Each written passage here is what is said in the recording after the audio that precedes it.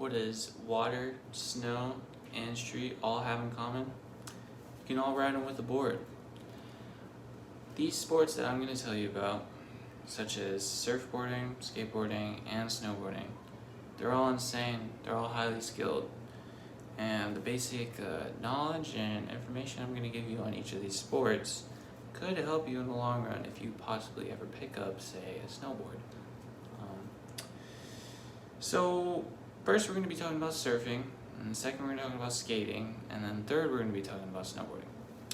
So on to surfing. Luwak Surfing Tips gives us some good beginner pointers when choosing a board.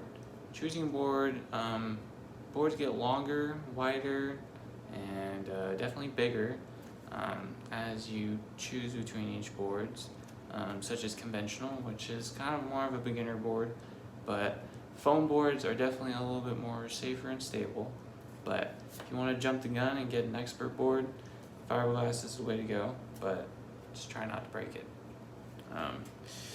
Luwak also gives us some tips on body motion. You don't want to just dangle your legs and go out there and paddle and just stand up on your board. You're not going to surf.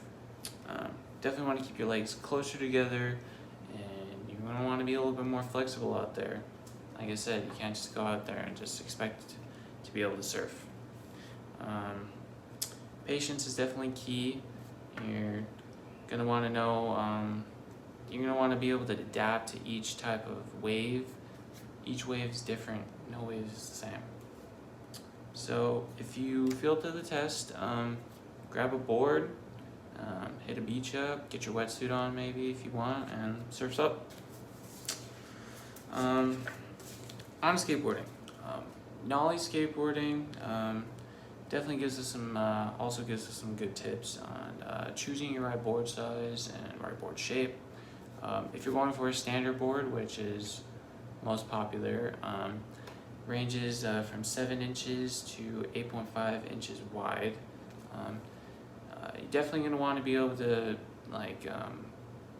make it go with your height. Say, since I'm a taller type of person, wider boards are definitely better for my type of balance. Being able to push and ride your board is definitely another key tip to be able to do any tricks if you ever try to. But passing it on to Skateboarders HQ, mounting your foot is definitely really important. So knowing each foot placement is definitely very important. So goofy is where you have your right foot in the front of the board and your left pushing. Regular is which is called is where you have your left foot in the front of the board and your right pushing. Then the oddball of them all is Mongo, which you have each left or right in the back of the board and pushing. It's really looked down upon because it's really weird looking and you can't really learn tricks that very well when you push like that. So a lot of beginners move out of that and go from goofy to regular. Elite skateboarding gives us some different types of styles of riding, such as vert, street skating, and park skating.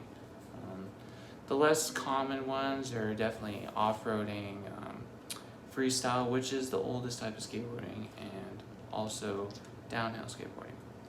So skateboarding definitely does require you to be a little bit more tough, and you're definitely going to fall a lot, and definitely requires a lot more better attire, such as knee pads and elbow pads and a helmet. So if you're ready for the fall, go out there and shred. On to snowboarding. Extremepedia lets us know getting a board definitely depends on the type of terrain you're going on. Rise Surfboarding gives us all the types of boards that we can choose from, such as all mountain, freestyle, free ride, powder boards, and split boards. Handing it back to Extremepedia, balance is very important when you are learning to surfboard. you're going to want to keep your weight more in the center of the board, and you're going to want to keep your foot arched, and when you're riding, you're going to want to move your hips in the direction that you're moving in. You don't want to have be stiff as a brick. Definitely going to want to stay warm in this type of sport. Maybe get some ski mask, snow coat, snow pants, maybe some goggles, a helmet, and some gloves too.